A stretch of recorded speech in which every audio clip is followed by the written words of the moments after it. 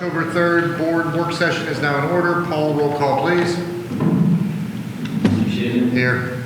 Mr. Rack. Here. Ms. Campbell. Here. Ms. James. Here. Mr. Sherman. Here. All right, so we're going to stand for the Pledge of Allegiance. I have a flag We here. can go that There's route. one out there too. So the flag is out that way, so we'll just go that route. I pledge allegiance to the flag of the United States of America and to the republic for which it stands, one nation, under God, indivisible, with liberty and justice for all. First topic on the agenda is today's superintendent evaluation process. I'd ask the board members, we've got a lot to get through, so we're going to move quickly. So go ahead. Thank you, Mr. Chair. I actually asked Mr. Susan if I could put this topic on the agenda. I believe I'm entering my 4th month as superintendent, and we haven't really set up the evaluation tool or process for my performance evaluation. And I mean, I could just say I'll go along without a performance evaluation and see what happens, but I felt like we needed to do talk about that and see how we're going to go moving forward. So you should have a stack of papers in front of you with these colored lines. Thank you. If you find that there's 3 sections to that. I'm going to go through this in a PowerPoint format just because it kind of keeps me on track. So what I'd like to do is just kind of present that. So we'll set that up here.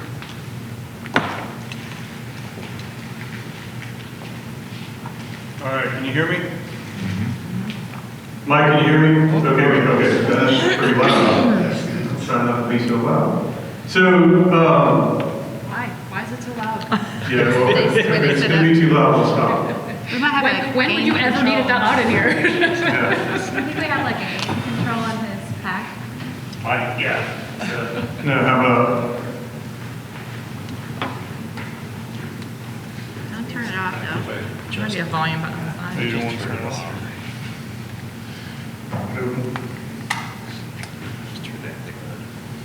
Yeah, just carry it around.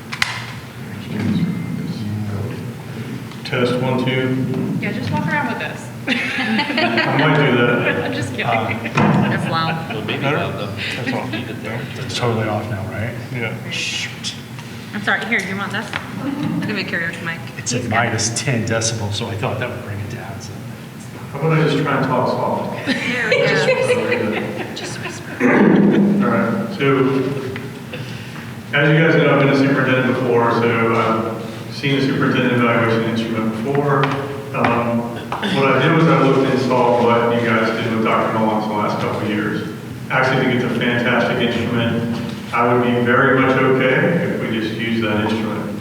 So I'm going to walk you through the components of that instrument today and what I think we might do for me going forward. So really there's kind of 3 parts to it. The first part is that stapled stack of standard superintendent performance standards. There's 8 of them, so that's part 1, the standard superintendent performance standards, and we'll go through those in a minute. Then part 2 is some performance-based goals.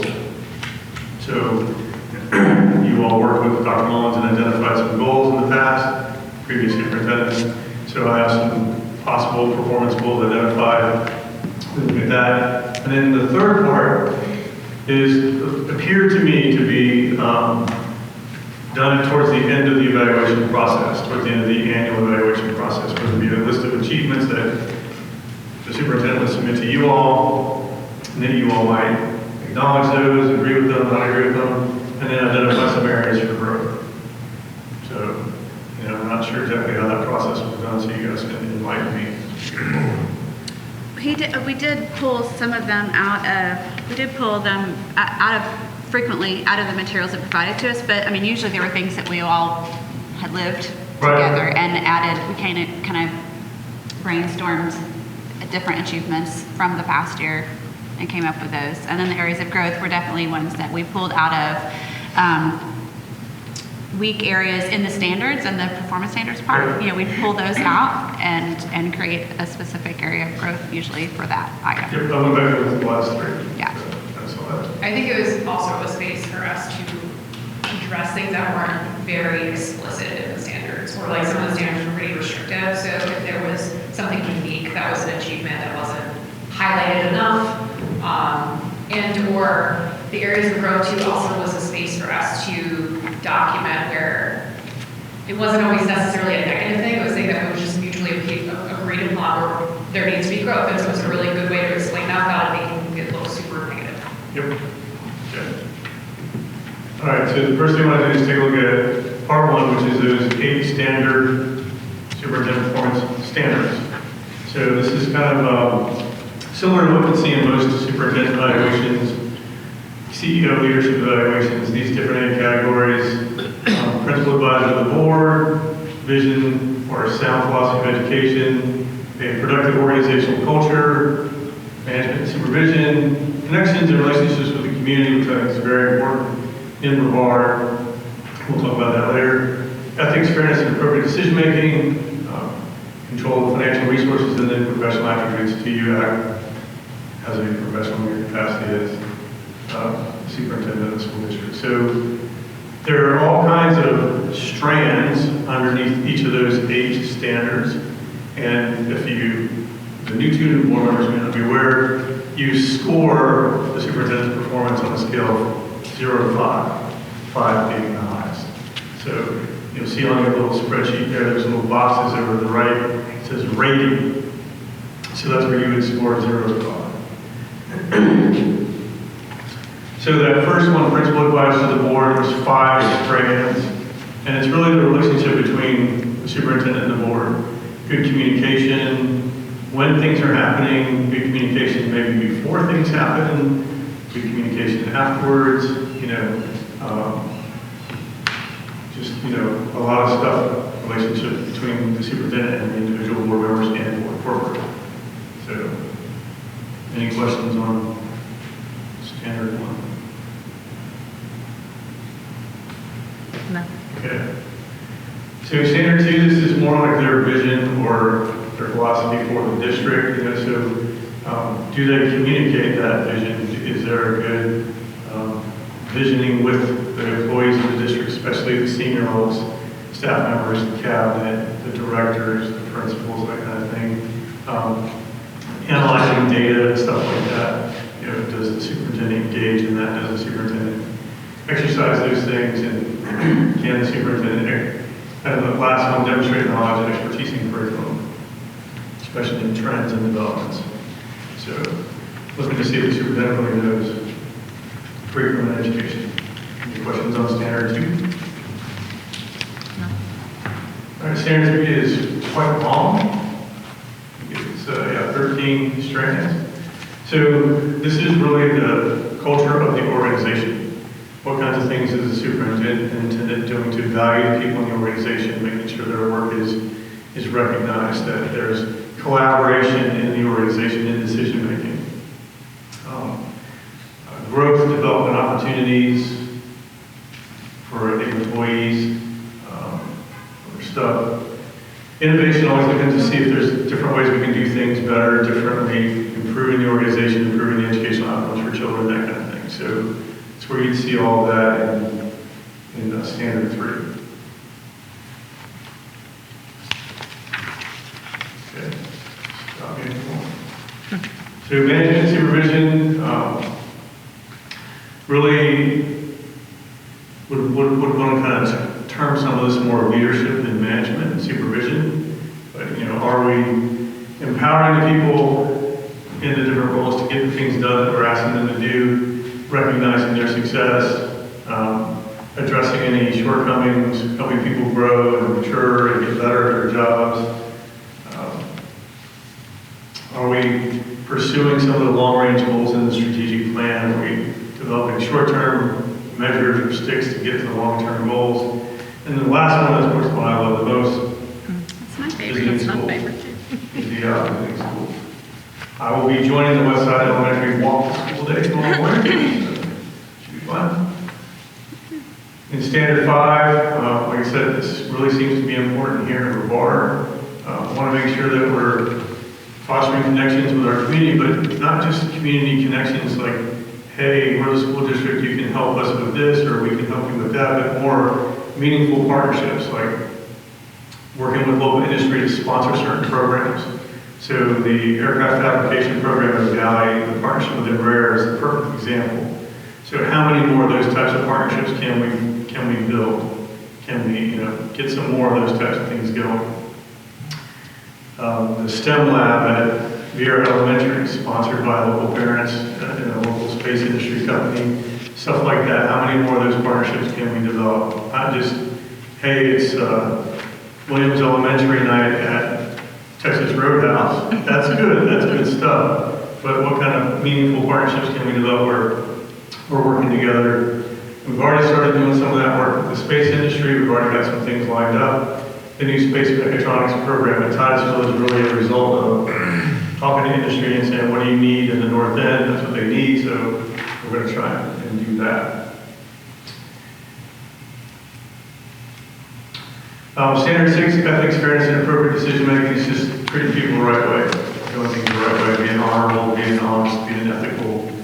I don't think it's pretty easy to figure out what this is, whether you are or you aren't, if you're doing it or you're not. So standard 7, all about the budget and financial resources. As the superintendent, working with the CFO, making sure that we're paying all of our bills, that we're directing money in the right places, that kind of thing. We'll engage in zero-based budgeting in January. We'll start that in January. Each department will present their budget to you from a zero-based budget standpoint as we build the budget for the summer.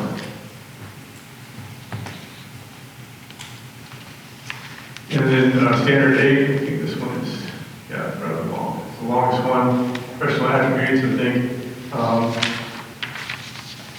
For a new superintendent, this one would be challenging because they have to grow into the role. So hopefully I've already grown into the role once, so I should have the growing pains. I should be able to do a lot of these things and hopefully do them at a good level. So this should be, I would think, an area of strength.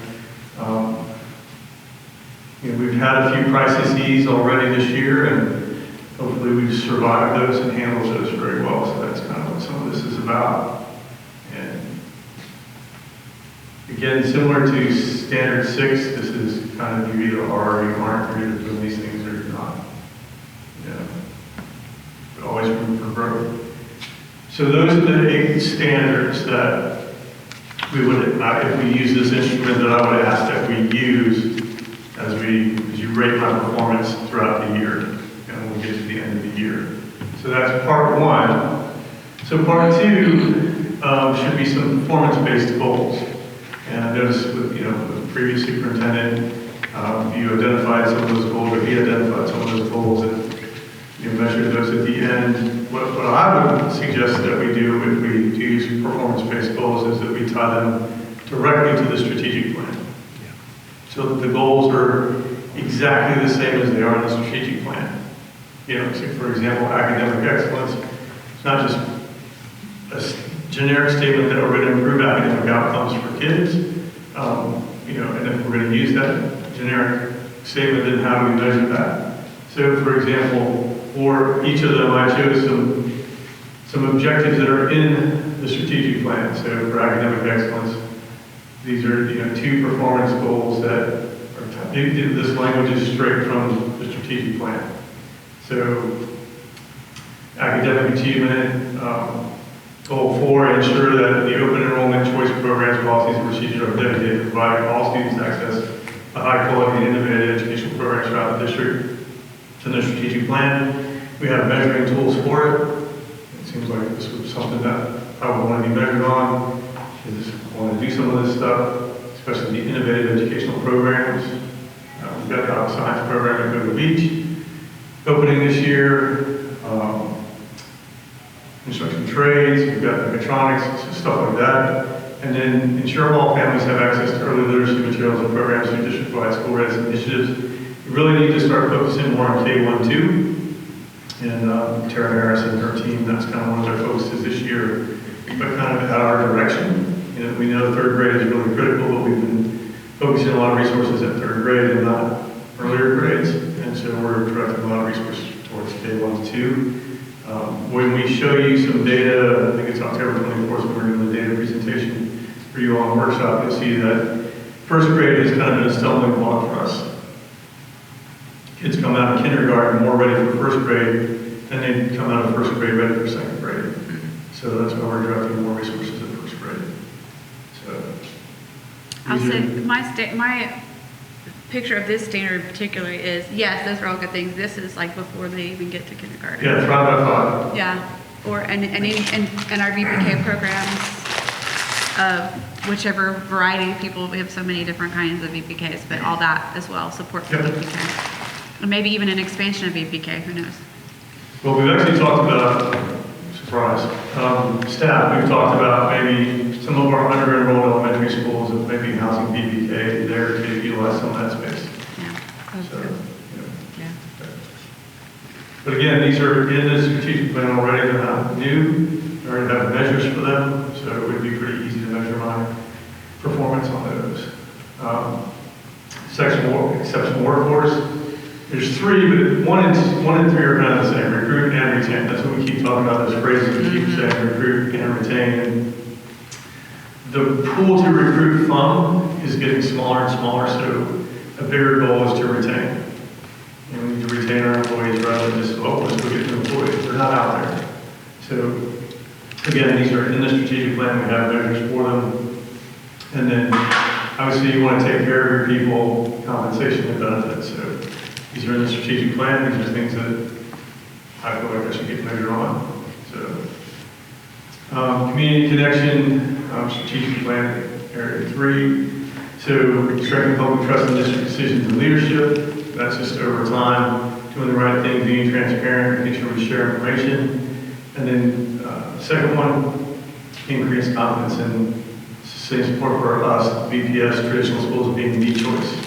So again, the more we can trumpet and market and publicize the successful programs that we have with our community, then we should be the choice. And if we have programs, if we need programs that aren't there, then we need to add those. You know, that would be part of that. And then the operational sustainability. Obviously, we want to have, you know, the safe, healthy working environments, all the access to technology and everything that our kids need, and then the financial controls. That's an area that we're definitely going to be focusing on, especially with, again, like I said, the zero-based budgeting process to make sure that when we get to the building of the budget, when we get to the summer, you all feel confident that we built the budget well, that we're not wasting any money, and that everything is, every dollar we can direct towards the school building we are. So, that would be cool. Before you get off of that part, so these, just like when we talk about the strategic plan, they're always trying to get the SMART goals, right? Yeah. The measurable in particular. And these goals for you definitely need to be something measurable because usually these are tied to performance bonuses. So it needs to be something that's as objective as we can get it, Right. so that it's clear for the board when it comes time to do your evaluation, did you hit it or not? And the goal is not that, like, is there the expectation that every single one of these you would hit every year? No, not necessarily, because maybe, a pandemic happens or Right. whatever, things get in the way, but so that it's clear we can see, okay, how many did you clearly meet so that we can award those performance bonuses if we're going to Right. continue with that kind of structure? And I think we are because your contract says we will Right. offer those performance bonuses, so. This Yeah, is we have to just define it. something that we would work on over the next coming months? Or? Yeah, each of these has measurables in the strategic plan already. So we can look at those and say, is that going to give us the information we need to make that judgment? Yes, Mark made that or he didn't. Right, Yeah. But that's why I didn't want to come up with new ones and they're already in there. right, And they should already have a measurable. right. And we're already working towards Right. those things. Even though I would kind of like to add under academic, performance bonus for if you move us up 5 spots in the state rankings, that would be nice. You got it. This is just Let's do it. what I'm putting on the I mean, table hey, today. You guys can, So can you go back to the academic piece? 4 and 5, I wrote in those 4 groups. So I'm not totally against this concept, but when we developed these performance-based goals as a board, this was things that we wanted to see from the superintendent that were they were more generalized, and I get the specificity here, but for instance, number 2, continued increases in student achievement in mutually identified subgroups. And what we were talking about was there is a need in this district for a plan to target our minority populations that are significantly performing below their white peers. But we recognize as a board that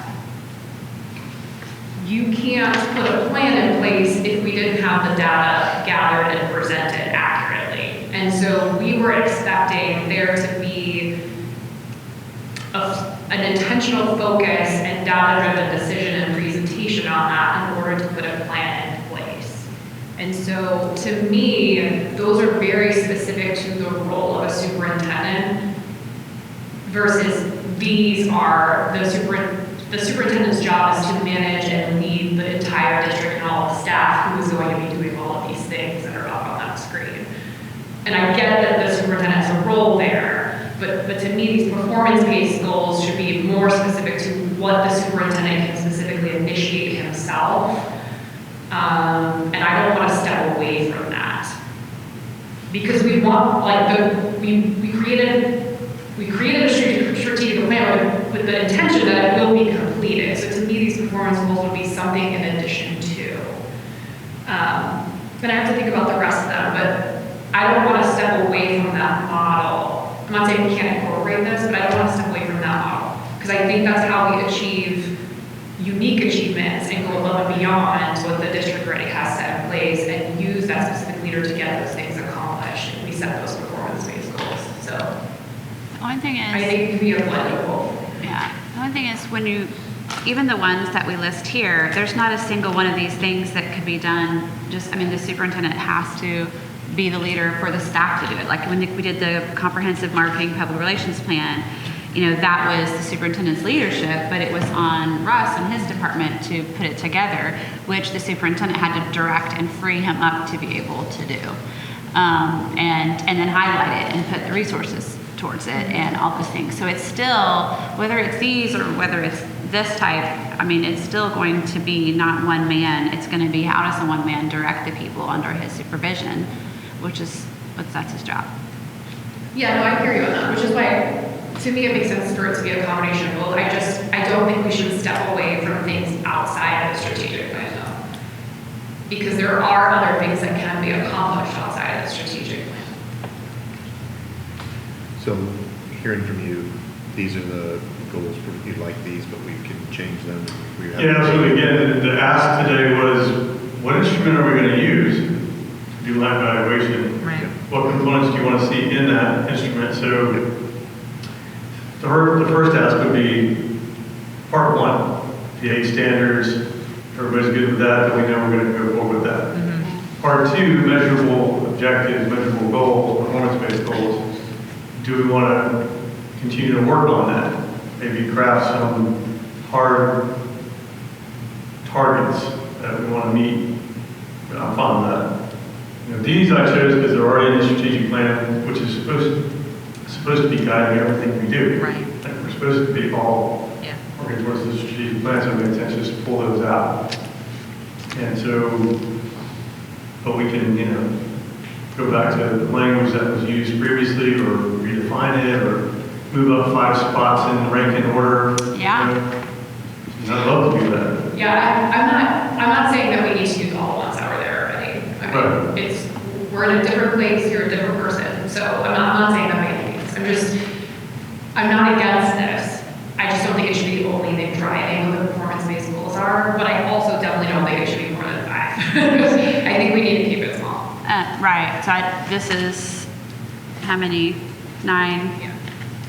Well, keep in mind, we're going to work on all of them. Right. You know, but yeah, so I think this is a great place to, and we're also not, I don't want to think of the paradigm of like, you know, before we attach $2,000 to each of these, we can do whatever we want with that.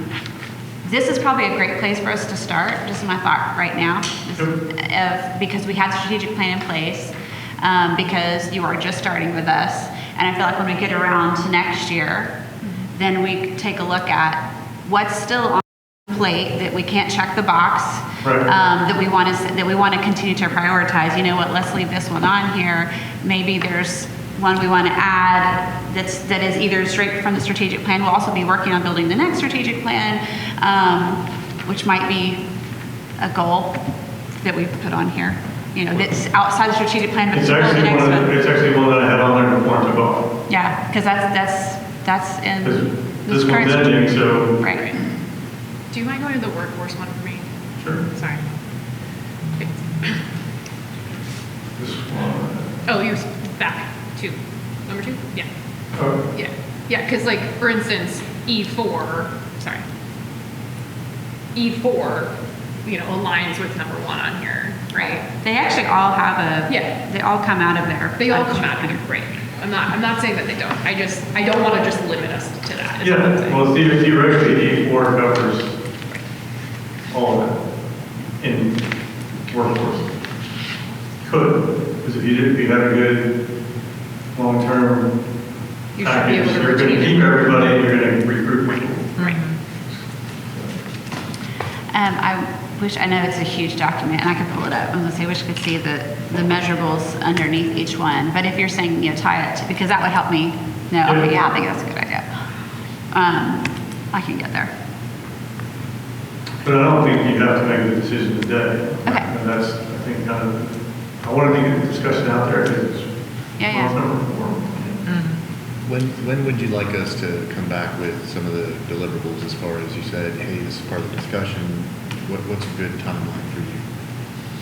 Tomorrow? No. No, I mean, how much time do you guys think you need to kind of take a look at how you want to word it, take a look at the measurables that are associated with these, see if they're strong enough or not strong enough, granular enough? So I think probably today we can all say whether or not we agree with the original rubric that he's comfortable with. Right. I mean, is anyone opposed to the original rubric piece, part 1? No, I Not think this this is great. Right. tool. Yeah, Yeah, part 1 I like. so- It was much better than the one they used for me. Yeah. So like you got a thumbs up for that piece. And it's tweakable. I mean, we have tweaked things through the years, things that were There was a either couple of redundant ways to do or that. Yeah. When unnecessary. we come together and we start to discuss it, we realize like, oh, this doesn't make sense. Right. But And then we were presented a big fat binder, digital and paper of documentation. Right, yes, It was a big deadline. right, I did a big deadline and anyway. okay, I had it in one of my interviews. yeah. Yes. Yeah. Okay. so do you mind, because, I was just following along with you and I wasn't writing down, but do you mind just like shooting an email after this of just like this piece, or at least just the letters and stuff, so I can have them The for standards. part 2? Yeah. I can send you the PowerPoint. Yeah, that's fine too. Yep. Yeah, that's easier. Just, And if then you don't I- mind, that way I have the standards. Yep, and then maybe not tomorrow or the next day, but pretty soon I could tie the strategic plan measurables to each of those. Yes, that's what I was gonna ask. Could you send those as And a soon little as? crosswalk to say what E4, how we say we're measuring E4. Right. Yeah, no, I appreciate that, because that will help me know. I mean, but as far as today, I can tell you I like this idea. Okay. How we structure it, that's, would be, I want to see all those things to see how we structure it. Because I think there might be some that are, again, going through, because this is tied to performance, pay, some of them may be bigger than others, depending Yeah, I on, hadn't thought of it that way. maybe this And I one. didn't put more on there trying to get like 2,000 for each one, that wasn't a good idea, or whatever it was. I think you guys have 5 documents, and whatever. Right, and we might even get to, out of the 9 that you've presented, the board picks 5 and says, these are our priorities and we are gonna, Or different ones. right, Something a little more granular with academic achievement. yep. Yeah, or just, creating our own language to incorporate what that means, right? Historically speaking, when is the evaluation done? In the summer. In the but summertime. It's based on year, he came June 1st, so we gotta let him finish a Okay. school year. Yeah, Just so we July usually because we're waiting for test data. Okay. So what you want us to do is go through each one of these, come up with some more granular today, and then give that to you? No. Just the rubric? You want us to? You missed that part. Hang on, just let me ask the question. Sorry. So today's the rubric, and we go back, come up with these advisories, each one of the different decisions that we would like to make, come back to another offsite, discuss them and go through them, and then give that to you. Is that what we're looking at? Well, I think we're gonna do another workshop. Right. When we have to do this together. Yep. Yes. Yeah, okay.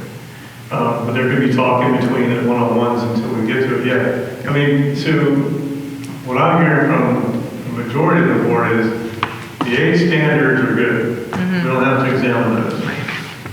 What we want to do is take a look at the different performance-based goals. Do these make sense? Are these the ones we want to focus on? Can we measure those? Are they the things we want to measure the superintendent's performance on? Are there different ones, that kind of thing? So that's when we come back, that's what we would iron out. Mr. Gibbs, I have a question. Because Dr. Rendell just said something that I think probably is the most efficient thing, I just don't know if we're allowed to. So, sorry, Matt, he had said that he would do this for us when he had stepped out. So he's going to send us this, but he's also going to give us the measurable data to each one of these. But if Dr. Rendell does that for us and then just presents it to us on a one-on-one, and we're all individually okay with it, with him one-on-one, is that good enough, or do we need to come back together? The board would have to make a decision together. Okay. Since it's the board's evaluation. I still think, like, if we can't do that, I think that would be smart ahead of time, just to make it smoother. Yeah, so Mr. Susan, when you're, I'm going to send everybody the PowerPoint, but with each of these objectives from the strategic plan, I'm going to crosswalk to the measurable that's in the strategic plan. So you can see how we're measuring strengthening public trust. And then we Does can it use make them all. sense? It's a good enough measure. We can use Go them all, with that. pick our favorite top 5, Yeah. put different, yeah. Okay. Sounds like a plan. Oh, it's just. So then, And then this happens towards the end. We'll make sure this happens towards the end. All right. Okay. Okay. We didn't do it in my other place. I think it All we was, have is the first part. the way I always took this page, Dr. Rendell, was, it really was just a really simple summary sheet Yep. for anyone looking at it, as well to just give acknowledgement to really positive things that have happened. Because it's not always positive on the rubric, sometimes there's lower than others. But it doesn't mean that, necessarily there's a negative reflection of the person's performance. And so it kind of just cleans it up at the end to say, like, no, hey, look, these are all the wonderful things that are happening. So Again, I didn't, there wasn't like a value. we didn't have part 3 in my other Yeah. thing, so I like it. You like part 3? I was going to say, okay. Well, and I think too, the growth piece, I feel, because we would meet and discuss it Right. with the superintendent at the time, and so I feel like the growth piece was also almost mutually agreed upon, because that's then what became the performance-based goals next year. Right. Sometimes, because sometimes it was like self-identified weaknesses and areas for growth, so Right. it just kind of leaves room Well, for I'll the give you collaboration. I'll give you an example. One year, I scored particularly low on school visits, and we put that in the area of growth. That's not going to be a performance goal. We're not going to go, but that was, hey, this is something we want to see more of, and then the next year we can, see it. And but usually that came from the lowest scoring things in Yeah, part it's a place 1. to amplify maybe some other ratings. Yeah. Right. It was a Go good over it. collaborative tool. Yeah. Yeah. But, and we did, because we did, I think we usually did the achievements before we met with the superintendent, but but the goal, part 2, we developed with him, and part of part 3 too. Yep. Yeah. So, and part of that collaboration. We really mainly did part 1 all by ourselves first. Yeah, to get to part 3, I think you're going to need that. Yeah. Oh, we need it for everything. Yeah. But I mean, even start to even. Right. Part 3. That's what I was gonna say. Usually, it honestly, most of the time was driven from the superintendent themselves, of like, this is where I feel weak and I want to grow. Yeah, And it these was are some like- things we did really, really well. I want to make sure we call these out. These are some things I got to work on, we got to work on. Yeah. Yeah. Good. good? Mr. Chair, I'm good. All right, all good. Thank you, sir. All right. Next up is, thank you, Dr. Rendell, for that. Next up is board attorney's evaluation process. We kind of had Paul on the evaluation process. We started getting ready to submit some of our forms, and then we pushed it and kicked it down. And I think it's time to sort of bring that back. And I just wanted to make sure that before we set it, we normally would set that at a work, where we would show up, we would go into kind of the same thing as Dr. Rendell's. We would sit down and we would review his performance based on his evaluation in like the workshop area, or the work, like superintendent's room. And we just go through each one of them, and it's almost identical. But I did want to ask ahead of time if there's anything that anybody wanted to change as part of the process. I think we keep it the same way because that's what he was evaluated to and stuff like that. But I did want to call that meeting and get moving on it. Does anybody have any issues? I wanted to make sure that Lena and Allison still have access to the smart sheets. Right. Okay, because I still need to, can you resend the link?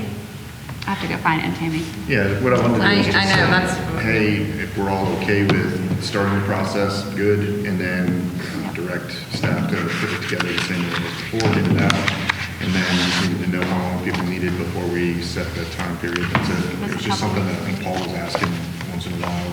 Yeah. You know what I mean? It's like, yeah, okay, we gotta get into the evaluation, so. Because it has been like 4 or 5 months, I would say that if Mr. Gibbs feels like there is any other evidence that he would like to present, I'd love to give him the opportunity to.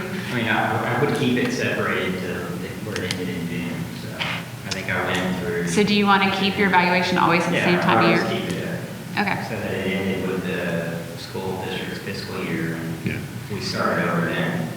And then- Okay. And sorry, Paul, that we have to do an evaluation 45 months later. Sorry. But anyways, I just wanted to make sure everybody's okay with that.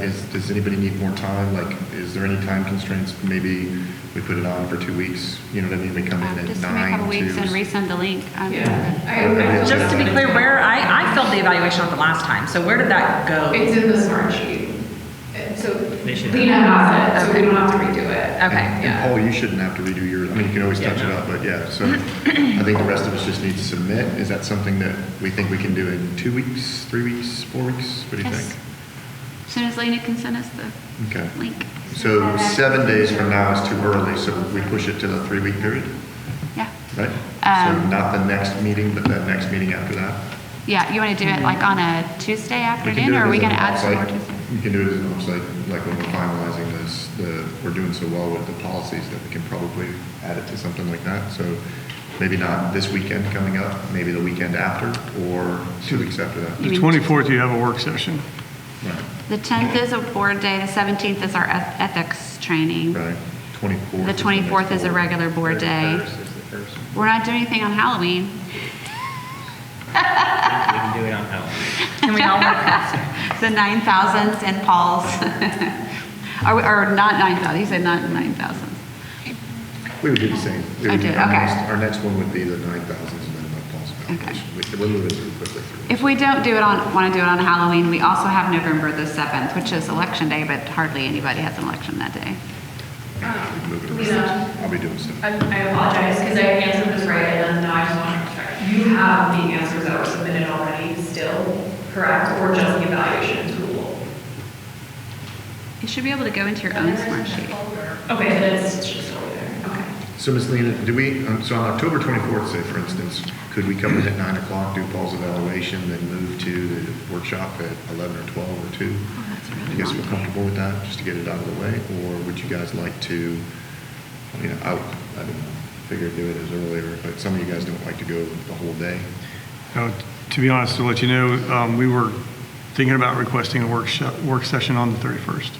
Okay. Because to do one of the presentations is not going to be ready till then. Okay. So Let's do, if the let's board do was willing to do a Halloween. work session on the 31st. And then do the Paul's evaluation Right. that day too. We can all dress up as Dr. Rendell. That's a horrible costume. Sounds good. So does that sound good to you, Paul? Yep. All right. Is that going to be a 9 a.m. or a 2 I'd like p.m.? it. 9 a.m. Earlier the better. Yeah. On that day.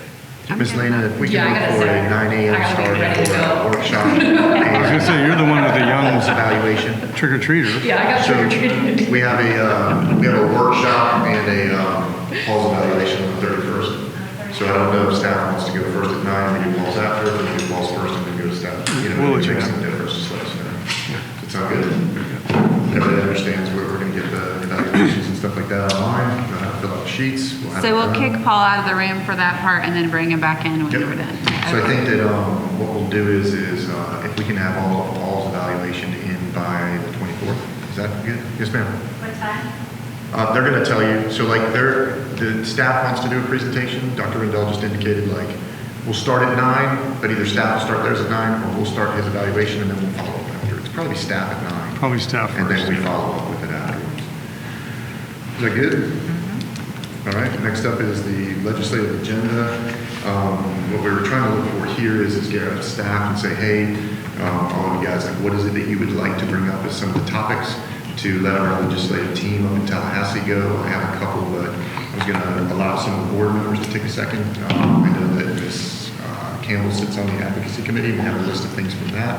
Ms. Jenkins, you may have some things you want to look at and just wanted to kind of discuss it. And let's listen to Russell Green too, because I think Russell's here. He is the head of the Okay. government affairs piece. So what are your guys' thoughts? Ms. Jenkins, do you have anything that you want to bring? Yeah, I mean, I'm sure I'm gonna agree with most of the things that are said, but, and they're not gonna at all do this, but I don't care, we should be advocating for it anyway. We need to get rid of the 25% rule when it comes to compensation. School districts need to have autonomy when it comes to compensating their staff without the handcuffs and restrictions of the discretionary money that we have. So I really think we need to be advocating for that. All right, so 25%. Ms. Campbell, did you have anything? Some of the dereg pieces, but that gets kind of but I really I was waiting to see what staff had. And there's a few things that are still on there. They've loosened up a little bit, and that was the retirees being able to come back faster. I don't think they've allowed it where they can come back to volunteer, which is good. That was a great step, but allowing them to come back to be subs in particular or other positions. So I'm hearing you say some of the components wrapped around the deregulation piece. Yeah, but I don't have a specific on that, so wait. Okay. See what staff has. Ms. Wright? I just discovered one yesterday. The organizational meeting that the boards are required to do an election year happens. 2 weeks after. Yes, and typically it's always that week of Thanksgiving when a lot of our districts are now closed. So Which is possibly what's going happening. and saying, hey, can we look at maybe changing that to in the month of November? Something that doesn't say specifically 2 Or weeks it could after. be 3 weeks after. even. Yeah, sometimes it can be, but I mean, when we're looking at calling in our district when we're typically closed that week to work. I don't even understand why it is the way it is. Why do you wait 2 weeks? You get allowed to. I think it's because they have to certify the They get like, election. they get so long to certify the election results. Usually it doesn't take very long, but you saw like in Georgia sometimes if there's a close race, it's That's it. possible they don't certify. The other thing is like so state representatives, like the night they win, they're literally the elected individual. So like the night of, so I don't know, maybe it's because the state representatives don't actually go in and start passing laws They don't until. have a term. and Right. They don't start their session until usually. Right, till after that. Yeah. I got you, so that's the reason. Okay, Yeah. I think it's good. I agree, because right now, Lena and I were looking at the dates just yesterday, where we're like, I mean, we're gonna have to come back during Thanksgiving, where everybody else is. Not Not next this year, because year. Thanksgiving's Right, next late, year. but we did last year. Well, we have in 24, that's what we were looking Right. at. is the Yeah, we were dates. looking at And, 24. Yeah, we have to come back during Thanksgiving. Yes. and I think It's the that's week before ridiculous. Thanksgiving though, the 19th, because this year Thanksgiving's Well, late. we moved it around a little bit, but yeah, He's saying the following year. yeah. It would Like just be, swearing. it would He's be talking nice about the if it was- swearing in. I know, If it was calendar written in should there have to said. just be in the month of November. I feel like that's instead of the 2 weeks after the election.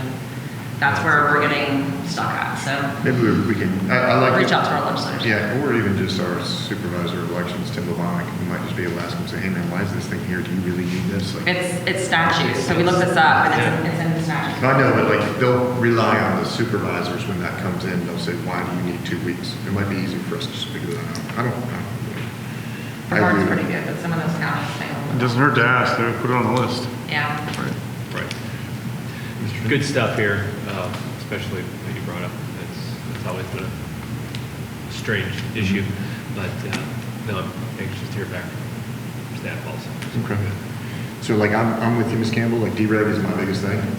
It's something that I'm so proud of the legislature for taking over. I think that it's something that, like, every day our school board, or our district does things that I think are redundant, I think they're ridiculous, and I think that we can get around them. And I think that if we can champion some of those items while they come up, I think it would be very very good. Like they gave each one of the districts until I think it was like June 17th or July 17th to submit their dereg opportunities, you know what I mean? And so I think they're compiling those, and I think we'll have a good list, and we just go, I would love to advocate for that, because the education code is like this thick, and it's ridiculous. And I think some of the stuff that we have to do on a regular basis. So we did have our first legislative subcommittee meeting a couple weeks ago, and they did give an update, and they said really it's that the Senate it was their idea to push it to begin with. They're really open and on, maybe the House is not quite so excited about it, so it's going to have to be some good ideas. But they did say, even though there was that deadline, hey, get all your ideas in by then, they are continuing to hear and take input. So if there's something that didn't get turned in, because I know we didn't get a chance to get ours in, that just continue to put that input in, because everything's still on the table. So Dr. Rendell, what do you think about that? Because I know that some of the things that we did, like some of our principals, would be like, why are we doing this? Right? Yeah, the biggest one is obviously the permission slips. That's what everybody is, and when you talk to the DOE, they say it's a result of legislation. When you talk to the legislators, they say that's not what we meant, when they passed the laws that they passed. So one of the legislators said, put it on your list, and then we'll try to push the DOE to rewrite the rules, state board rules, so not so prescriptive. Right, especially when it's affecting things like tutoring and Award ceremonies? yeah, right. This Yeah. I'm still so irritated about it. Well, I mean, because the bottom line is, I had a discussion with Paul about, could we say that the parent signs one form that says, I grant my son or daughter permission to attend any event outside of, any classroom activity outside of, however it's termed, that is approved by the principal. Because you would think that if, we're having tutoring, if we're having prom, we're having all these things, these are all activities that are approved by the principal. But then the state board rule has, you have to put like the date and Correct, all and that so that specific wasn't info. good enough. So we need some loosening up of that definition. I literally wrote, my son has permission to do an after school or before school tutoring from any teacher on any school day. So, Probably still insufficient. well, Right, technically, I'm it's the probably- parent, I wrote it. Your permission will not comply with DOE's rule, because it says you have to has to be notice these notified, 4 yeah. items. But that's what I'm saying. I mean, I know we're kind of getting off a little bit, but coming back to our Brevard specific way of doing it, tutoring is not outside of the scope. I mean, if a kid goes in, because a teacher has put on the syllabus at the beginning of the year, that by the way, most of the times the parents have to sign, my doors are open on these days at lunch, you can come in these days after school, these days before school. To me, that acknowledgement, and that, because that is part of the course. Your kid is signed up for Algebra 1, and this is the time that Algebra 1 a teacher is allowing them to come in. That shouldn't require extra permission because they're in the course. That those opportunities to kind of make up a test, show an assignment that you didn't turn in. Our family has to do a lot of that. So those kinds of things, that's part of the course. It shouldn't require extra permission. It's not an activity outside of. Maybe if they're getting tutoring from a different teacher, but even then I don't quite understand the purpose of that. Well, it sounds like a great argument, Ms. Kimball. I think that you're 100% right. Like the fact that the DOE is sitting back and while being hammered by the public for these and isn't able to make that, I think it can make a clear argument and get moving on it. Mr. Broom, Walters. what do you have? There we go. Do you have any suggestions, Mr. Broom, for? And then, Dr. Rendell, how are you guys with budget requests as far as? Right, so right now we do have a funding request that's going to be part of our ask for phase 2 of the CDL program at Adult Ed. And we've already made our representatives aware of that, and Senator Mayfield and their. Is that in here? Oh, there it is right there. So, in fact, I'll turn it over to Russ if are you ready? Yeah, just real quick, this is, But first page is still a rundown. You guys will know most of this as far as the schedule. They're in interim committee weeks right now. The local delegation meeting is October 25th. We've already registered for that. Mr. Susan presenting our agenda. That's at Fort Canaveral on the 25th. And then obviously the session gets started on the 9th of January. The next page is, that first half is the ask for phase 2. From still get them, but that's the one appropriation that we're prepared to ask lawmakers for. My understanding is Senator Wright is going to be supportive of that phase 2 already. You guys obviously also know that Titusville is getting a new CTE program next August. That is being funded through a grant, so we're not asking for an appropriation for that. That's my understanding. And then the rest of the pages would have kind of given a little bit of history. So this is what we kind of came up with last year, and by we, I mean you guys, the board, that was presented. And then I also left in the School Board Association platform from last year. Last time I checked online today, they hadn't actually put anything official out. I think it's still. We're doing that on Friday. On Friday, okay. So that'll be updated on Friday, early next week. And then I put in previous years as well, but they may not be as neat, but I want you guys to see a little bit of a quick history about what was asked for. The appropriations have been funded for the most part, minus the year last year, but some other items have been kind of repeat performers on our list. So prepared to do whatever you guys would like, and work with you on that. Last thing I would say is, traditionally, the board as a whole would, in a public meeting, would approve the legislative agenda, or has, and we could potentially do that on the 24th if you would like, at that meeting and ready, knowing the next day is when we're going to actually go before our local members. Did we get from cabinet level some deregulation ideas? I was kind of hoping. The only thing we got from cabinet level was a request from Sue to free up construction regulations, so that we're kind of held to the same standards as charters. Right. Because they don't have to meet SREF, we have to meet SREF. And The cost per student station. cost per student station, the size of the classrooms, all those things that, give us the same flexibility you're giving us the charters, especially because now we have to share so much of the capital money with them. That. I want that on there. Good. For sure. Yeah, I think there's going to be a couple of really good timing pieces Yeah. there. Thank you for putting this together. I think, just so you guys know, the pre-K teachers being included as classroom teachers has been an absolute trench warfare for 4 years.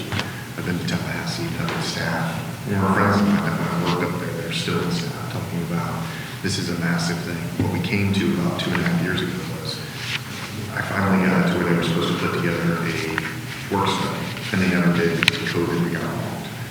I'd like to ask them to put together, because what it is this pre-K covers so many different angles.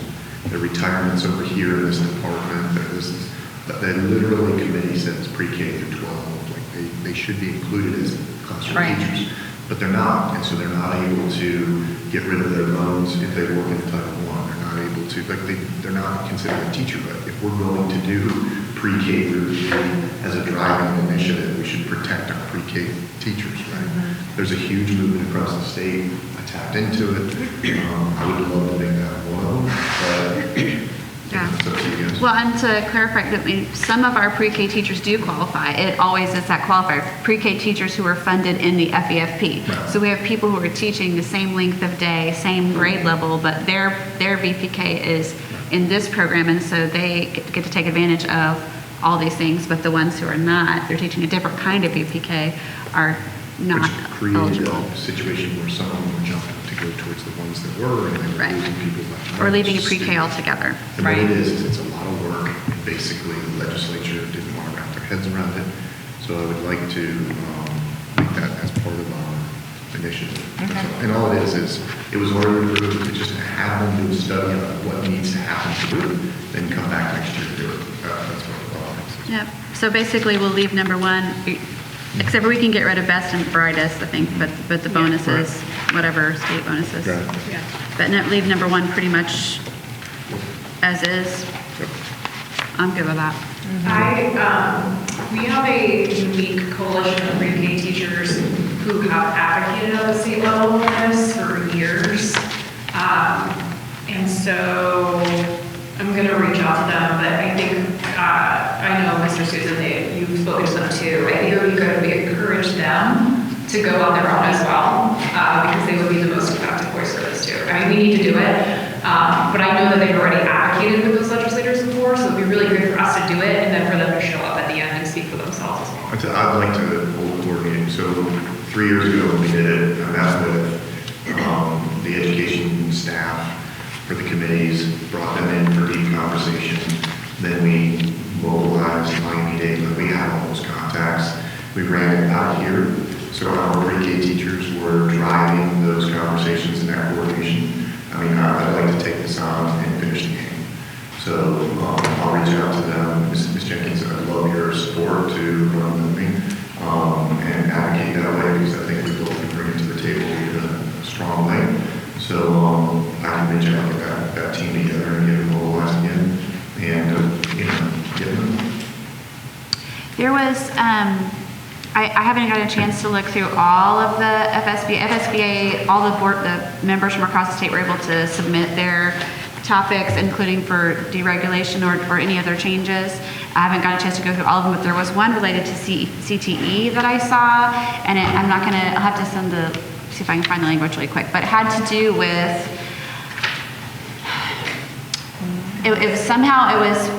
the language in the statute prohibits our students from certain types of internships that they can carry through the year. It had to do with, and also minors being able to do certain paid jobs that, like if it was opened up, and like construction jobs and things like that, it would open up more opportunities for our students to do internships, not just during the school year, but maybe even continue through the summer. And so, I think Scotty speak to that. is that ringing a bell for you? Yeah, so under state law currently, students can go work in manufacturing, construction, and all that stuff at 16 on internships, right? The issue that we run into is the construction and manufacturing industry's insurance that says that they have to be 18 years old, and regardless of the fact that we present them with the factual law of state statute, they turn around and they say, well, it's just our insurance, guys, and then the insurance is out of know, and it's a whole deal. So it's not so much our regulation as much as it is the hurdle for that. But there are, Dr. Rendell and I spoke to some manufacturers or some aerospace contractors that were willing to start diving into different unique opportunities for kids. One of the other things that we can do is create situations where kids at CTE programs can get the experience as 16-year-olds but be on our site. Like there's some really unique things that I think Dr. Rendell's working towards that. But you're right, Ms. Campbell, it was the most frustrating thing when we have the regulations, we got them passed, we got them in law, and these construction workers are like, we don't care, our insurance is telling us no. Right, so here, I found it, there's the statute says, minors 16 and 17 years of age who have graduated from high school or received a high school equivalency diploma are barred from working in many areas of construction. Removing this restriction would allow graduates who are younger to become earners in a trade profession immediately upon graduation, and then other under 18 construction students are unable to continue their on-the-job training employment in the summer months. So if they had that internship through the spring, they can't continue through the summer because of these restrictions. And so the suggestion was to add a provision, and we left the specific statute that removes the construction trade limitations and allow, as long as they've graduated or they have that equivalency diploma, and then allow OSHA certified minor students to work on job sites year round. So I don't know if we want to get that specific, but we can just put something Brevard supports initiatives that would remove barriers to students being able to do on-the-job training They should be able to with do the related to our other CTE programs. Graduate, they're underage. No, I think you're Dr. Becker. Well, still need the summer too. I think we need to make sure they can continue through the summer. So is that on the Right. FSBA? Yeah, I'll just send this proposal. This was from Wendy Atkinson, who's from Charlotte. This was her specific language, but I'll send it to you. And the board, and Russ. So I think what I heard was wage compression by Ms. Jenkins. I heard pre-K teachers, right? DREG. Cost per And- student station. Right, and then inside of DREG we'll have those cost per student station and all that other stuff. And then last year when we came to speak, there was a couple of our staff members from other groups that came to speak and advocate. Do we have that, or like, can we all do that together so that we're not, you know what I mean? Like, Yeah. I feel like they just look kind of odd, so. As far as the request for the allocation that would come through you, so they're aware that they don't need to speak, they can come to I'd show love to support. speak, I felt bad With you, because we speak with spoke, you, and yeah. then like all of a sudden, somebody called me, we had left, and they said, hey, CTE's in town. What the heck? Correct. They had signed up, but they're not going to speak now. We're just going to have one voice. They're going to be there. Okay. And as far as, I believe, the union president spoke last year as well, I'm not familiar with his plans this year, I don't have. He does every year. So, but as far as the people that we're working with, on this, it'll be kind of a more of a unified, one message at a time kind of feel, so that should be good. Okay. Hey, where are we at with like the votes on the unions and stuff like that? Is that October? That's this month? Or are they supposed to certify their union membership? Is that this month? Yeah, they have to have their numbers in this month.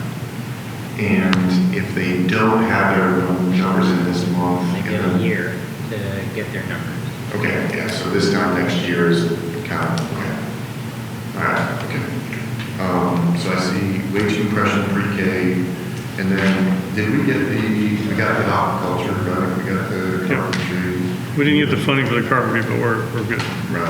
And then the only one that we really need now is the bus training, driving. Right. It's phase 2 of CDL, and then we'll craft some language about loosening up construction restrictions similar to charters. Definitely want to put a thing in about being able to work, a minor working at a construction site. Still want to remove the 25%. Yeah, that's got to be, Was that specific, I'm still clarifying that, was that specifically related to TSIA? No. No. Paperwork. Oh, for fair performance, yeah. I think that's it. Because, so that's what they did. They took it out of TSA, but they didn't take it out of the really important piece.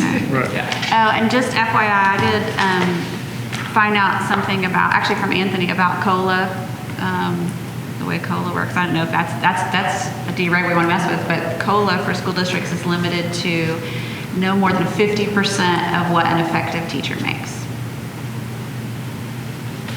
So, sounds good. Organizational change, possibly look into that, wage compression, pre-K, teachers, deregulation, and phase 2 of the CDL is what I kind of have to get done. Do we need to have an official vote if we're doing this? We did this last year where we didn't really have to, we're all here, we agreed to that, do we have to have it? I think we always bring it to a board meeting. Okay. Can I suggest that we finalize it at the workshop? Yeah, what I would suggest is obviously take the feedback and kind of create a document similar to what we used in years past and send it to Dr. Riddell and he can review it together and then we'll send it to the board so you guys can have your eyes on it and make recommendations and then we'll bring it to a meeting. Can we do that? I know this is crazy, but we have to get up and speak on October 25th. We have the 24th meeting, or we have next week's meeting. Might be an opportunity, if we can, to try to get all this done next week or get it done before. We can try and get the language cleaned up by next week. Yeah. To at least have a look at it. Yeah, we can approve like 30. So if you're, Next meeting is the 24th. Right. right, but We're talking about the 10th, which doesn't give us a lot of time, and I know we won't have any of the FSBA stuff done. Yeah. Are you, when you say that you're going to prepare the language, is this going to be specific verbiage? That's a little bit. So it'll look like this. That is needed based on Like this. additional feedback. Are we going to get a chance to do our Brevard luncheon or something with our reps, or are we? We're trying to find a location that's close to the port to do that. I was hoping to send out invites, but that's not gonna happen, but we're still trying to do that. Even if like the day after, or even, okay. There's that building in Brevard County owns that looks like a big white. They got room on top, see what you do out there. They're gonna be more cameras right there. Yeah. More organizations, you can also just talk to the board employees. Oh, But okay. Rusty's is right there, you can cater it, Rusty. I don't know if they want to sit in Rusty's. No, I mean, Yeah. cater it into that building, it's not very far, it's right there. Perfect. Or get, Rice grills and or something. Right, yeah. Yeah. And then Port Canaveral would open up any other facilities for us, so if we want to just meet with them there at a time like that too. They've got some pretty good. It does have to be an open meeting though. It does? Yeah. Anytime we're together, it does. Okay. Well, almost anytime. Next topic on the agenda is the strategic plan. Yes, Mr. Chair, I just asked for this to be on the agenda to get some direction from the staff. As we talked a little bit earlier today, we're entering the fifth and final year of the current strategic plan. And I just want some direction from the board, whether you want us to maybe start the process of putting out an RFP for an agency to help us draft a new strategic plan or an update to this plan, a revision, that kind of thing, or do we want to just do it in-house? But if we're going to ask for outside assistance, then we want to start the process of doing that. So I would imagine we would start in the spring putting together the new strategic plan. What would an outside agency help us do, just manage it? Yeah, it would just be someone that kind of acts as a neutral third party, collecting information from, if we were going to draft a completely new 5-year strategic plan, that we would involve the community input, stakeholder input, obviously input from individual board members separately and then together and staff, and it's a process. And it's not expensive, it's not a lot of money, but it's sometimes good for you to have an outside agency come in and do it rather than task current staff to do it. And Like a consultant. yeah, a consultant is usually the most impartial way to get it done. I think about somebody like Tim Weisshire, who I know you know. That's pretty much what his business is, going around with corporations and governmental entities, working on village strategic plans. My thought right now is yes, an outside entity, because we have so many people in leadership right now that they're in their first year of doing it, and so they've already got the learning curve and haven't walked through the process of this before, and they're just really getting onto that leadership level of being able to work with the strategic plan that we have. So I would be in favor of expending the money to bring in somebody to help walk us through the first one that you're building, and not the first one you built, because I know you've done it in districts, but in your leadership, and because so many people that you're relying on are newbies, I think it'd be great to have someone who, this is what they do, guide us in that process. And, we're still all, most of us have not walked through the strategic plan before too.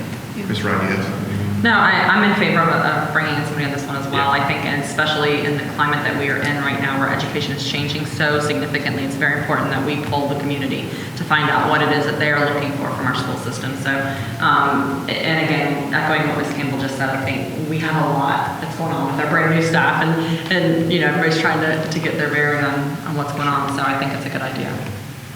I think if we do, No, Mr. Trent, okay, Ms. Jenkins. Yeah, Ms. Campbell took the words out of my mouth. We've got way too many new cabinet members. We have a brand new organizational structure. I think it's unfair to our staff members to task them with this without support. And I think with this new structure and the new staff members, it's smart to bring somebody in to teach really good practices. And so, we may not be one following cycle, but it'll be good to get started. What I would say is I'm in favor of utilizing a consultant. Tim's good, there's others out there, right? The thing is that we all know that when we ask for a consultant to come in, the immediate thing that they do is start trying to not just do the process, but actually make recommendations and stuff like that. I'm not saying that Tim does or anybody else, but I think in the RFP, we specifically, or we go do the contract and specifically talk about the process of collecting and guiding and stuff like that. Like we don't want to have a situation where they're trying to steer us towards certain strategic objectives. Correct. And have friends that Right. that's my biggest fear. So, okay, that's good. Yeah, we can write the RFP such that they're definitely an advisor, a consultant to help us gather information, formulate what information they gather into, strategic plan objectives and goals and so on. Sure. I think someone might say, well, you already have a strategic plan, why don't you just, revise the one you have or something like that. And, what would be an affirming process is if we go through this and then the new 5-year strategic plan is similar to the current 5-year strategic plan, means that we did a good job before. But, we won't know that until we go through the process. Right. Yeah, I think so. New leadership, new organization, new legislation, everything's new. Having somebody come in, so we're not like some sort of county that doesn't change. Yeah, I think it'd be good to have a fresh set of eyes from outside come in and help us through it. All right, so we're going to strategic plan. And Yep. then, so the next thing is board governance. I just have some things that I'd like to do is just kind of mention some of our accomplishments this year. Talk about some of the things that we had on January 5th that we didn't cover, that we may, that you want to see what your appetite is to finish out. And then just a couple of other components like public records and stuff that I want to talk about. But I did want to say, when I look back at the accomplishments, because I was looking at that January 25th, or January 5th, I think it was, or whatever date it was that we're here. We've increased bus driver pay.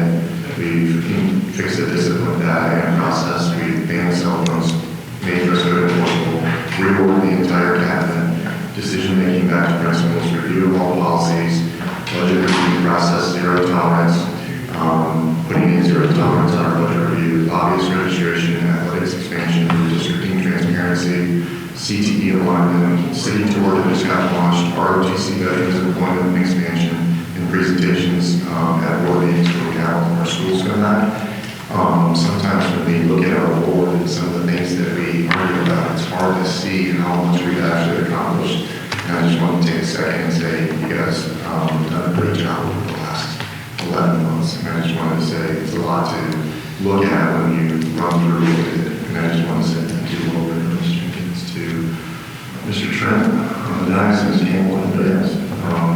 But one of the things that we had was we're in the process of on deck. We didn't really attack because of the readjustments and everything on pre-K through 3. That was a big, if you remember, we talked about in that meeting we wanted to do pre-K through 3. We also discussed the mental health component, where we're at, how we can assist and increase that. I think in some regards we've increased the pay and stipends where on the table to increase employment and all that. But having a mental health kind of wrap around to try to fix those was one thing.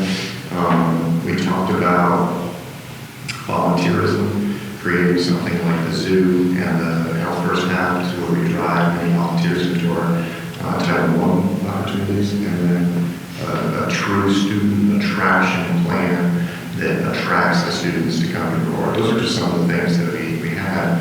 And I was going to ask if you guys, what you wanted to do with those on-decks. Like we have in a month and a half, we're going to be choosing a new chair. So if you guys wanted to pause on the on-decks, or if you wanted to move on some of them to get moving over the last 4 or 5 days, I don't know what you guys want to do. So the pre-K through 3, I would make a suggestion that we wait until the next chair comes up to get moving because there's some time in between. What do you guys think? Ms. Cameron? I'm trying to pull up the minutes so I have the list in front of me because I'm a visual person. Just going back to that, if you're the January, whatever the date was, 7th maybe, meeting, when we had that, first of all, we've had a lot of water under the bridge since then. And we have a new superintendent who's going to help, kind of form the vision. That's one of his responsibilities to help, to work collaboratively with us to do that. And I think we've started down that road somewhat today. But when we had that conversation on that day, it was my, what I recall is, hey, what are some things that you want to see that each of us got to put an input? We didn't necessarily get to a consensus, but everybody throw things out there that you want us to see us tackle over the next however long. And so maybe before we move forward or ask staff to move forward, we kind of need to get some, because some of those things are just, hey, this is a problem, can you take care of it? Like the lobbyist registration. We don't have it done yet, but Yeah. we're working on it, right? The policy is in process. Here's the list. Just for me I to am look not at. able to find it. Where did you pull it I up? go to the minutes for that meeting. So we talked around, You have to go to the district website. That's fine. we talked about each one of those items, and we said, is this got a majority of people here that would like to make this part of our initiative structure? Then what I did was I took all of those, and then I met with Shower, and we put dates specific to each one of those, and that's what we did. So each one of those items that were on that January meeting were set to a date, and then we went and started pounding through them. Well, then we had to put Dr. Shower and Mr. Lee, and we kind of doing today is going through those that we have not completed and just saying, if we would like, what do you guys want to do with the direction? We have a new chair, maybe we don't do it all. That's it. I just wanted to finish out what the board objectives were for that day. And some of the other things, I would really love to focus on pre-K through 3. I love to focus on mental health. And I think Ms. Campbell, some of the things that you were saying is absolutely right. Like, volunteerism is not an initiative. Student attraction plan is not an initiative. It's just something out there that we can start working on. Exactly your point. But I did want to just kind of say, these were the things that we stood on that day. And I didn't want to come back to it and say, why did we do that years later? Because I looked at some of the things in our evaluation and I was starting to get heart palpitations because I was angry as we ended up. So that's not your fault. It's not anybody's. It's just things that I want to finish. So, just wanted to kind of talk through direction on this one, that's all. When is our board evaluation? What? When's our board evaluation? We usually do ours first in the spring, but of course we didn't do it this year because we had a new board, so. We haven't done it in a really long time, right? Not crazy. We did it, right, we did it in the spring of 20. The ethics that we set forward inside of that item and stuff like that, but I'm talking specific to the days that we were. No, I understand what you're talking about. I'm asking a question because it's leading me to answer your question. So my feeling is there's clearly misremembering of what happened that day, and it doesn't matter because it was so long ago. But we also about things we care about. We didn't collectively come together and say we all care about these things as a majority. It was just things we all individually cared about because Schiller wanted to get to know our priorities as board members. And I don't think we would disagree on the main priorities. I'm just saying, we never said that these are the things we're going to tackle, because quite frankly, that's too many things to actually successfully accomplish. So to me, the effective thing to do would be to ensure we have this specific conversation during the board evaluation and get really hyper-specific on something. Because saying mental health and saying pre-K through 3 is way too broad, and it's an unachievable goal. And if we are gonna work collectively as a board to accomplish something big for this district in a very specific area like that, I think it's great, and I think we should do it, but I think the proper time to do it would be during the evaluation, just like we set for the superintendent. A performance goal, something we are collectively going to work together with to accomplish. And if we do something like that, it'd be great if we can then wrap in Russell and his team and have like a charted out plan for us to get through it, like a strategic plan for the board to get through that specific goal or two. But if we haven't done one, so we haven't done one since spring of 22? Okay, no, it feels like forever, so it has been forever. What's stopping us from making it happen sooner? Okay, so the question that I had was. Mr. was going Susan, back to Mr. Susan, please don't be disrespectful. This is a collaborative workshop, and we're talking about how to work together towards a goal. I don't think what I'm talking about is out of the realm of the question. I'm asking, when are we coming together as a board to self-evaluate and set goals together forward as a board? It doesn't make sense to set goals and then have a new chair, and then to have an evaluation and set new goals. It makes no sense. So can we come together and figure out if we can push forward our board reflection evaluation? It doesn't make sense to wait around.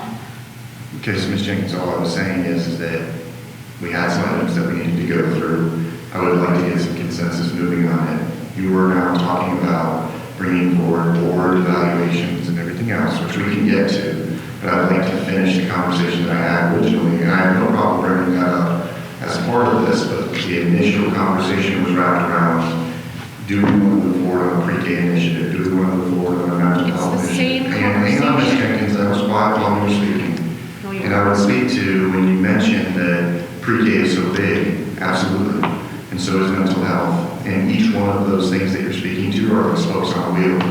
And you can't identify just one and fix it and go. You have to have an identifier of all of the issues that we have and start working on. It's a massive undertaking, but I think that our board wanted to move in that direction. I think that was part of the conversation we had earlier. I'm just trying to say if we want to move forward with those initiatives, then great. My recommendation would be to wait until the board chair comes in, let that be part of the new initiative, and go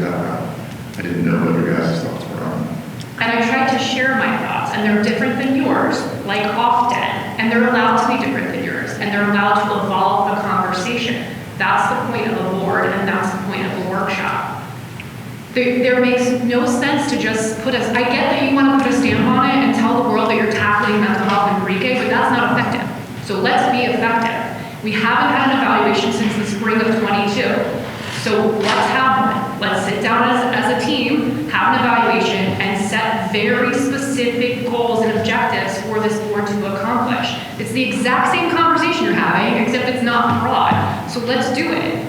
It's just rubber stamping things with broad statements doesn't get us anywhere. We talked about this almost a year ago, and we haven't moved on it. So let's do that. Yeah, I would say, Ms. Jenkins, that nobody's rubber stamping broad statements. I would also say that when we met in January, there was a pretty clear consensus that each one of us had said these sound like great ideas, and nobody objected to them, because there were a lot of other items that were on that were not brought up, that we left off the table because these seemed like they were bigger objectives.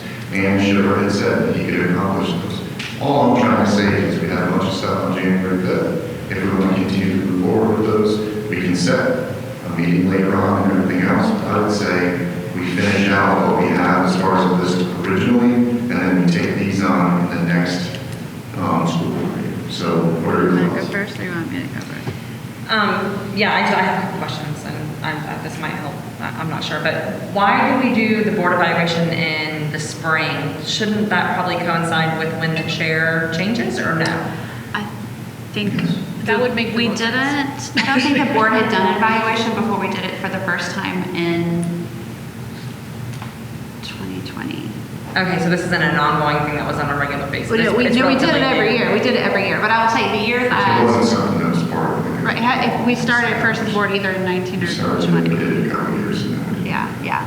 And then, but I specifically remember when Ms. Jenkins came on the board, she'd only been on the board for a few months, so it was kind of a hard, I remember, Right. kind of a weird process for her because she'd only been on the board for a couple, so we were trying to evaluate how we done over the last year.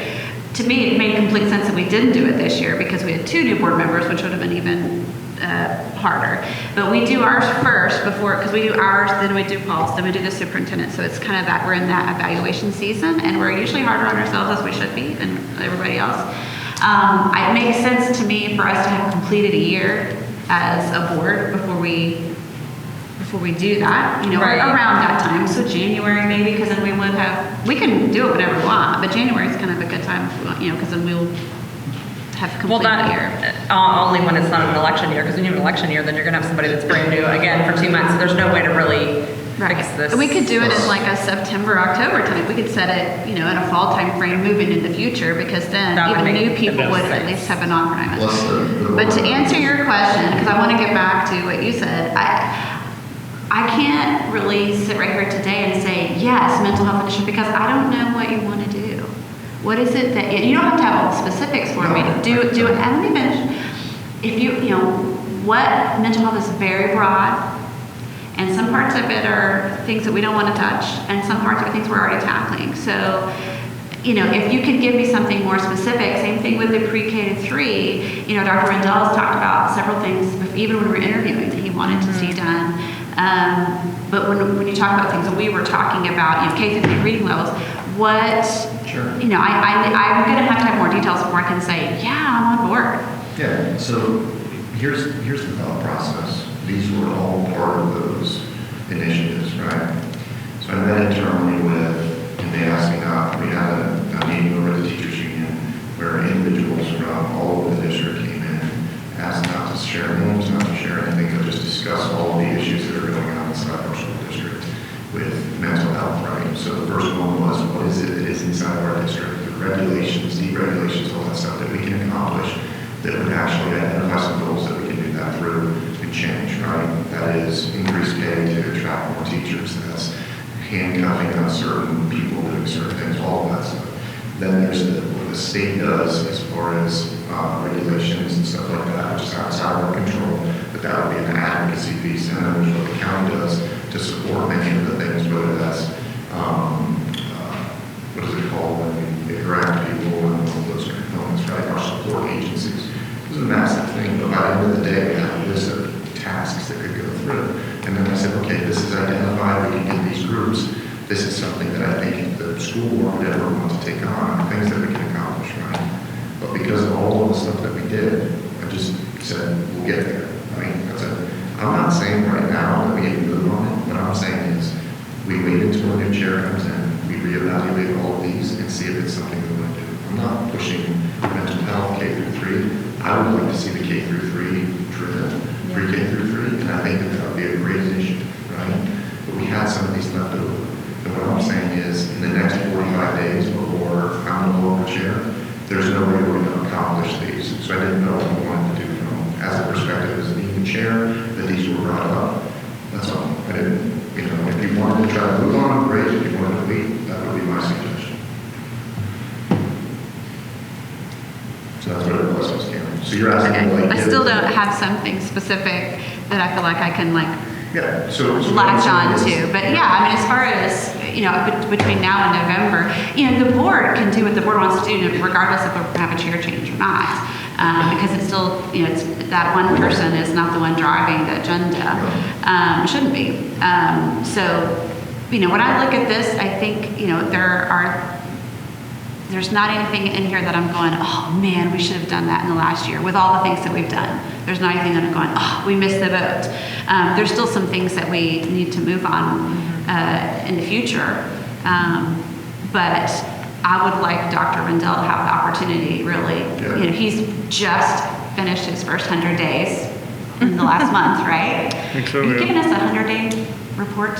I don't I don't think remember I if that was promised, part of I the don't think I plan. promised 100 days before. Are you gonna dress up like Yeah. an old man for us for 100 your- of Oh, 100 day of school. Yeah, 100 day of school That's things. right. Hey, there can be a Halloween idea. But I would kind of, because his 100 days included meeting with lots of stakeholders and lots of, in all different categories. And really, even though he's been part of our district, to come back from this position and go, here's where I'm seeing. So to be quite honest, I'd kind of like for us to start over with the idea of what do we want. I mean, we're still going to have things we're passionate about. We're still going to have things, I know you're usually really passionate about ROTC expansion, things like that we're going to come, but I would kind of like us to start fresh rather than always coming back to this list with a clear, however you remembered it and however I remembered it, however she remembered it, and you guys, that we're coming with a clear, hey, what are the things that we can come around that we all want to do rather than just a dream, a wish list. So is everybody okay with, after the new board chair, we have an offsite like this, we discuss direction and stuff like that with Dr. Rendell, we go forward? That's not good. That's fine with me. I think Ms. Jenkins' idea that was really good about the evaluation of the work being done in October. Is that possible for us to do that in the next couple weeks, all of our Gotta stuff? get Paul's done first. I don't know the likelihood of it happening, but even if it was January, at least we know we're doing it sooner than later. To me, if you're starting a new organization of a board, that makes the sense. And you're right, there's no perfect time to have a new board member, it's awful weird. But if it's done correctly, it's also a really good way to orient a board member into and a new board into what the priorities should be and the focus should be, and maybe what was accomplished the year prior that they're not aware of. But yeah, it just makes the right sense to me. When we had these evaluations, just so you know, it was never about setting our identifiable, goals as far as, initiatives, K through 3. We just never, it was more of a process. We want to make sure that we're inside of our schools. We want to make sure that we respect the other board members. So it's kind of that ethics guideline that we have kind of in an evaluation. I think we may almost have taken the ethics guideline and used that as our evaluation. So that component, I just want everybody to understand, is to hold us accountable for the way we govern. The initiatives and stuff like that was a separate conversation. That's all. Right, and I'm trying to think of a handful of our goals that we set. One was, we were all pretty good at visiting our own schools, but we wanted to get that broader picture because we have staff evaluate us. We send that evaluation tool out anonymously for cabinet. Yeah. That is tough to hear sometimes. And one of the things that they evaluated us on negatively, or not as positively, I'll say, was they were always talking about my schools at the time. And so we said to tackle that, everybody on the board needs to visit at least 2 schools outside of your district in the coming year and try to really get out and see so that we get that broader picture. And so that was one of our goals. We put it as a goal for a couple of years because COVID jumped in the middle of that, was we wanted to invite more of our elected officials, whether it be legislators or city councils, county commissioners, things like that, in to do school visits, to do those things with us. And, so those kinds of things are the things that we put on there. Probably be good for Lincoln House, if you can find that old tool to send out to us for us to take a look. What tool is that? The board evaluation, it's probably also going to be in Smart. Is there a reason we have to do Paul's first or no?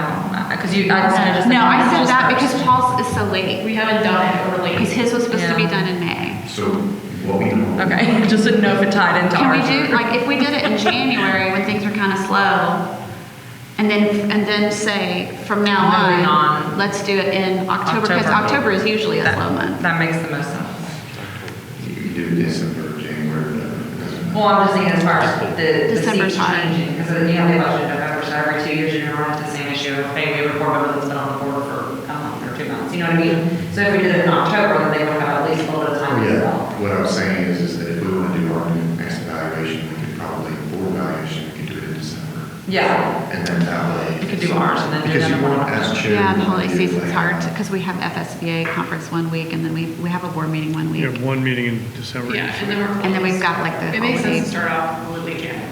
Okay. Should we do that? And then maybe as a board, we all agree, hey, moving forward, Yeah, October will be our well, month. if you do that's it in all. January this year, you can kind of decide if you want to keep it in January after you do it. Mm-hmm. Because Ms. Jenkins made a good point. If you're a brand new board member, it's a good way to learn, like what's expected of the board, Yeah. Maybe your vote doesn't count. I'm just kidding. I mean, there's potential every couple of years. And for if the there goal to be is members. to have a conversation about a specific thing that the board's gonna focus on that year and promote and make more effective, I mean, we can figure that out after we do it in January this year, but it might make more sense. Like, I hear you, I think I agree with you October too, but it might make sense if that becomes a tradition to do that, then you might want to do it after. So Yeah, that that's true. those new members are part of that conversation. Yeah, And not that anybody, if you did it in October and there was an outgoing board member, how invested are they going to be in the process? Yeah, and their goal. That's true. Goal that's driven, it's not driven by the. And one thing that we had kind of stopped doing was, one year we initiated quarterly check-ins so that we came together and said, okay, so we didn't leave our evaluation behind. We said, okay, how are we doing with the goals that we set for ourselves, with the things we scored low? Maybe we reviewed the school board working guidelines, things like that. So and then any other hot topics.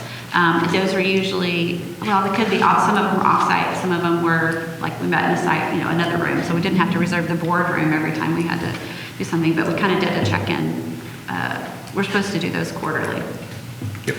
All right, so I'm hearing that we'll pause on the OpEx as far as those ones that we didn't accomplish, right? We will have a board evaluation sometime in January, and we'll discuss all this stuff. What's that good? Okay, and then the other thing I was going to mention is that we've had a series of public records requests and stuff on it. I want to make sure that we all do what our processes work and stuff like that. And when public records requests come through, right now what I had was we had the same people asking for the same things in some cases. So it's like you look at it and you're like, did I answer that? All that other stuff. It becomes an issue because we're getting so many of them.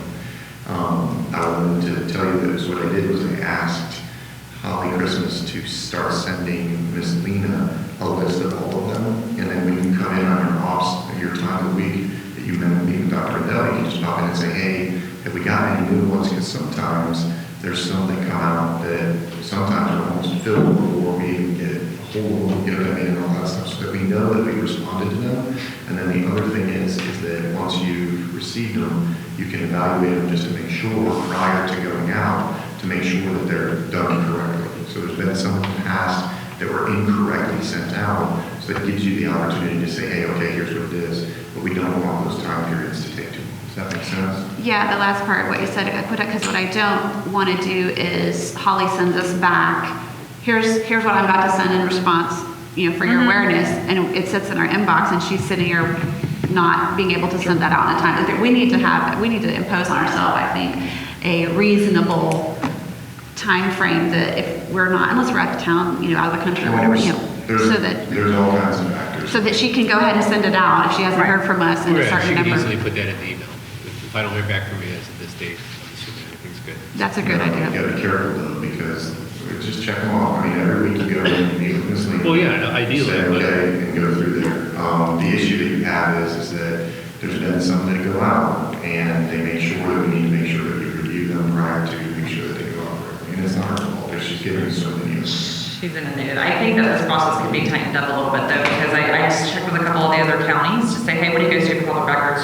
What's happening there? And their board members are giving a monthly report of public records requests that have come in, and it just breaks down like who asked for it, what date, was it fulfilled, is it still outstanding? And I think that's a good visual that we should probably get ourselves so that we know. Because I made the request to Holly and said, hey, do I have any outstanding? Because I legitimately didn't think I did. And then she came back and I was like, oh my gosh, there's several here that I didn't fulfill. And I mean, a lot of them are coming from my laptop so that they can just do it directly and it's not a big deal. But I think it also is good just that we have a pulse on it. I don't ever want to be accused of holding up a public record, and if I have something to contribute to it that needs to be sent, then I, want to be able to do that as well. So it would be helpful, I think, the board as a whole, if we each got a monthly update of what is going on with the public records request. The other common thing I've heard in the community, and I don't know if there's any truth to this or not, but the way that people are charged is different. And so I think that's something this district needs to look at and monitor to make sure that it's done equally and fairly. That way we can debunk that if it's not true. Or if there is some discrepancy there and we're charging some people for records requests and we're not charging others, then we need to know that because it should be uniform across the board. It could be completely a rumor and there's no truth to it, but I have heard it several times, so I think it would be beneficial to be able to prove very easily, no, it's the same for everyone across the board. I think it would be smart to educate the public on it, because I think it's a very wild misunderstanding, and I get it, because you don't know what's going on in the background, but people don't understand sometimes how broad a request will appear. Yeah. It's very specific. And they don't get that it's coming from a server. And so when you put a basic word like school district, you're gonna get 10,000 emails that, aren't giving you the record you want, and you're gonna have to go through them all to see if there's something that needs to be redacted on, so it would be a smart idea to talk about it. That is the part that takes the time, that costs the money, because. Because they have to check it no matter what, even if the word isn't a trigger word, that word might be in an email that has student information, right? So it might be smart to talk about it to the public. So there's a lot of, when I pulled all of the costs, the times, all of that stuff, there's variances everywhere. So it's difficult for Holly because she has to judge before she tells them, this is gonna take this much time to do it. Then she goes and starts doing it, then she has to send out another thing saying, talk more, talk less, and all that other stuff. So there's times there. There's the other piece that some of the requests might be a recording of something or something else. And what I would like to do, if it's okay with you guys, is work with Dr. Rendell on setting up a set of standards that for charges and stuff like that, because to be honest with you, like there's personal public records requests for our stuff that then takes us hours to go through. And I don't know if she's actually putting that charge inside of there. There's other things that I'm seeing when I look at that document as far as time-wise, and some of them are taking like 100-something days, right? And then there's other ones that take like 3 days. And so we just need to kind of look at that process. It might be that she's overwhelmed and we might need more resources there. Right. If it's okay with you guys, I'd like to kind of work through it. And I think where we manage it is a lot like what the county does. Everything we're doing is consistent with across the street, with the checks and with all of that stuff. So if that's okay with you, Dr. Bell, we can kind of work together. Yeah, I think I'd like to task staff with putting together like a public records FAQ on the website, because that could dispel a lot of the misinformation. Is the charge sheet accessible to the public? I don't see why it couldn't be. It probably isn't, again, but it could be. I mean, there's but no like an reason- FAQ, how much will this cost? Right. Well, it depends. It's on our website. It is? The FAQ, Okay. the sheets on there or an FAQ? The pricing guide and kind of what you can expect to pay. Yeah. Yeah. And that sheet typically was being sent to us, if you are doing something personal, you have a right to say, it's gonna cost this, or it's gonna take me about this much time. For instance, I got something ridiculously large, and I asked Mr. Gibbs, what do I do with this? How do I even guesstimate what this is gonna do? And he said, take one of it, do the one, and then you're estimating, multiply it by whatever's on there. And what it is an estimate too. So like if you end up doing the work or Holly sends out the work and it takes us time, they don't pay that fee that she gets to pay. She'll give them an actual cost. It's just an estimate up front ahead of time, so. And they make them pay a deposit, right? Yeah, they do. Like a portion of it, but they don't Typically. make them pay it in full until they pick it up. And because I don't know this, and I'm gonna ask it, if it ends up involving a significant amount of time from us as an individual, Yeah, you can charge. we can charge for them, for that, and then we get reimbursed whenever? No, the school district. The school district does? Yeah. Okay, that's why I'm like, how does Because that you're work? recovering the document, and then they're gonna be redacting all those documents for you if they need to be redacted. And It's so, supposed to be the cost of the lowest, yeah. like, employee person who can do it, which is usually a secretary of some kind, or a clerk. But if it's like for me, if it's a legal document that only I can Yeah. do it's my hourly rate. Which is why people get charged different. Right. So, So if it's like you, and it's on your personal email, and Right. not turning over to anybody else to go through, you can charge your hourly rate. Right. for your stuff. I is don't it based charge on our much. school salary or Yeah. our business salary? Yeah, that's true. Yeah, and you don't have to, like, I don't remember charging anyone because it's too confusing. Yeah, no, I've never had, I Same just- request and it ended up going away. That one, that was not negotiable for me because it Well, would take me hundreds of hours. that's the part that gets me, Yeah. is we put deposits on some of these that are huge or requests, and they could say, go ahead, and then get to the end and go, no, I'm not paying. But there's No, other. they have to pay something towards it. I mean, but if it gets done and they change their mind, we've already done the work. And then, and what the other component is that there's an actual one that says that if they request it digitally. But you've already done it. Look at it before actually purchasing and paying for it, so there's a lot of like in-betweens. But I think if Dr. Bell's able to look through it. I think we need an FAQ, like I think I need an FAQ. Yeah, I do. I think we need to look at this process. And then the other thing is that in the event that a school board member requests another school board member's information, there's an individual that we have as a third party to review those. So what will happen is the school board member will make a request, then the school board member will then, say, okay, it literally will come out of their request. So you'll see one coming from Christmas, then you'll see one coming from Quick, correct, Mr. Gibbs? Then what ends up happening is Mr. Quick will then go through the process with you. You move through that and you submit to Mr. Quick the documents, and he goes and submits it back because the staff being in between two school board members becomes difficult. Right. So, and the fact that you kind of need a third party to do that because there's other things like sunshine and stuff like that that you got to keep in mind. So I just wanted So to kind of go can through. I gotta jump on that because I've talked about this in the past and it bothers me very, very greatly because it's a waste of taxpayer money and it drives me insane. So number one, I would like to, and you're not gonna have the answer here, but I want to know how much money we've spent on that. Number two, it's not a violation of sunshine potentially because it's a public record.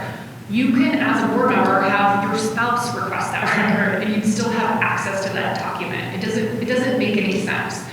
And I'm gonna be blunt, the things that I've requested, some of them never were answered, and we're paying someone to review this for no reason. And so I don't understand the middleman. It doesn't make sense. It should be treated just like a member of the public, because I am a member of the public as a board member. And again, if I want something, I could have just asked somebody else to do it for me. It doesn't make sense. To me, we're wasting taxpayer money on something for no reason. It's transparent, the requests are public records, the responses are public records. If you're questioning the sunshine of it because you are a board member and you understand sunshine law, then you can ask Mr. Gibbs if it's a violation of sunshine law. I don't know why we're paying an outside attorney for things like that. It makes no sense to me. So I can answer to that. There was a board member that requested from another board member information, and when that member was given the information, that board member then went back and started basically sending emails like, why hasn't this been answered? This isn't enough, explain this to me, and put the staff in between No, it didn't. two board members. And so what happened is Dr. Mullins moved forward with the recommendation to bring in a third party because of the constant putting staff in between two board members. And that's the reason behind it. That's the first thing, and it did happen. It did happen, It did that's happen why. with verified emails, and I appreciated it, Ms. Jenkins, if you can let me speak without interrupting. As far as the violation of sunshine rule moves like this. If you, as an individual, request or go through a third party to find out information that another board member is bringing forward as part of an agenda item, and then you use that inside of an agenda item discussion, that is a violation of sunshine. So by personally requesting information from somebody, then using that at the time that you obtain that through the public records request, then taking that to the board and then discussing that at the board is getting information through a third party to bring together at the board meeting. That is a violation of sunshine potentially. So because of those things is why Mr. Quick is involved. And that's what I wanted to say. That's it. And those are the reasons behind it. Okay, I have to respond to that. I'm sorry, because there's a lot of things that are being said that are not truths. So I'm going to use real words and real names because I am transparent. Yes, I made requests of Mr. Susan. Dr. Mullins had a third party involved, not because of staff, but because someone was refusing to hand him over.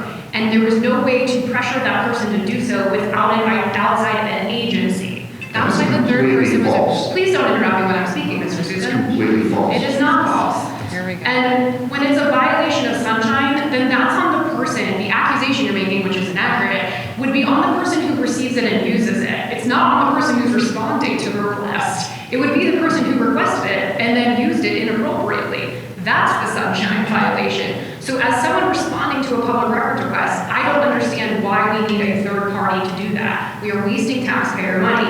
And quite frankly, you're encouraging a lack of transparency because again, I will say it again 1,000 times. I could have requested that information through any citizen in Brevard County, but I chose to use my own name for the sake of transparency. It doesn't make sense. It's a waste of money. Somebody else's turn. Somebody else's Can turn. bring it forward in a board meeting and use it illegally in a sunshine violation. This is not If the a place. citizen This comes is not the Stop. place for you to No, hash no. this out. Hang on. Can we stop? Because nobody You can else make has got to accusations, have Ms. say Campbell, you're anything not in gonna this come into conversation. this. And I have something I'd like to say, and it's You my can. turn. But Sunshine, go Ms. ahead and Campbell, file it, Mr. I have Susan. every right as a board member to respond to accusations that are being made. You've already had, y'all just I have not had stop. the opportunity. Just Mr. stop. Gibbs, We've do you had this remember when we conversation went to a so third many party times. by Dr. Mullins? Was that because somebody was not responding, or was that because somebody was using and putting staff in between us? Dr. Mullins just asked me to find somebody to do the board report. And you don't know the reason behind it? He said he didn't want to staff in the middle of the board. Thank you. That's what he provided. Thank you. And there's emails to support that. You guys, at some point, we just set that aside. Because it's, hopefully, in an ideal world, board members won't have to continue to do public records requests of each other. It's not a political thing. I'm talking now. It's an individual. I'm talking now. So my opinion on the discussion that was brought up is that we don't have a standing procedure that every time a board member requests a board member that we have to go to an outside attorney. I think that our attorney can decide if that's appropriate or not, because I think if somebody does if Megan does, Ms. Wright does her records, any emails that I may have had with I don't. And I'm not general going to. person in the public, and it's not a deal, and they're pulling them, I don't see what the deal is. I don't think we need to go to outside person. But there are going to be circumstances, and you guys certainly set some up, where it certainly helped to have somebody on the outside, and I think the superintendent and Mr. Gibbs should have the authority in certain, in circumstances where it's like, we don't want to touch this, and you guys are in a lawsuit against each other, so you can just deal with that outside of this meeting. Regarding public records requests, those are times when we need outside people, because it's not their responsibility to pick sides. So, but I don't think it needs to be a standing every time that we go to the outside. I think that our staff are intelligent and that they can determine when it might be helpful and when it might not be helpful, because I also don't want to waste taxpayer dollars. It is not necessary if it's simple, because if we have that is what we do, a standing procedure, then that means we're going outside every single time. Hopefully it won't happen very much more, but I don't want us to do that. So I would say that there's extreme caution in the fact of putting Mr. Gibbs in that situation because he is our employee. And then you have that situation, then you have the reason that Mullins moved forward without putting staff in between was because of the requests from a single board member. To date, Ms. Campbell, there's only one board member that has ever made public records requests from another board member, and it's inwards of 20 plus public records requests.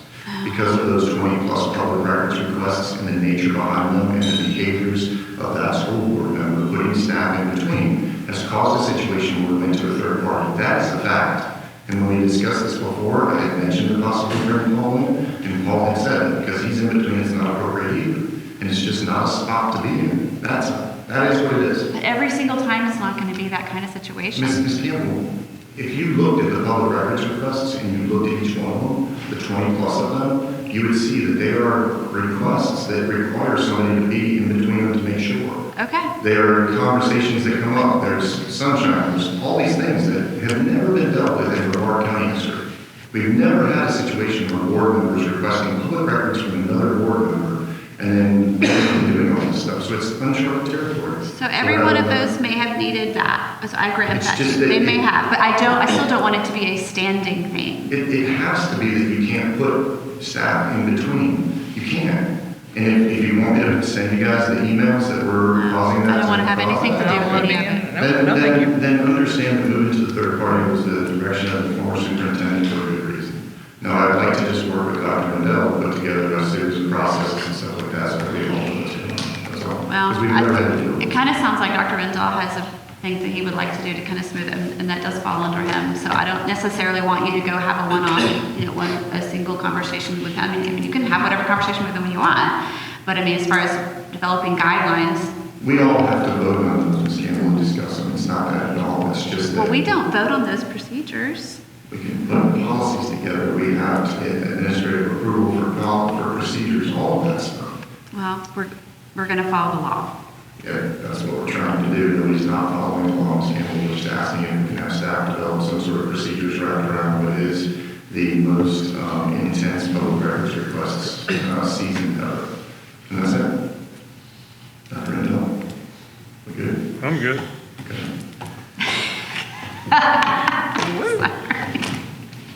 All right.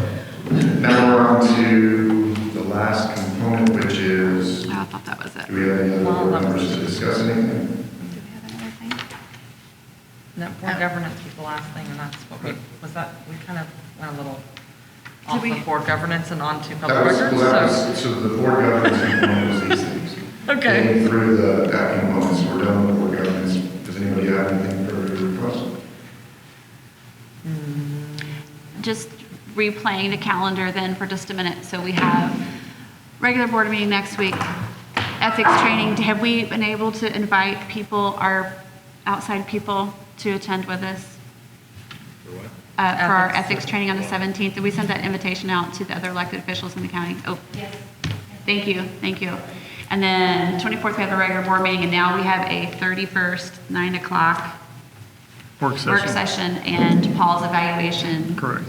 On that day. And then we don't have anything on the 7th, and we're going to keep that open because you said you needed to do stuff on election day. Yep. So we're not going to do anything on the 7th. And then our next board meeting will be the 14th. Yep. Okay. Everybody good? Yep. All right, this meeting's adjourned.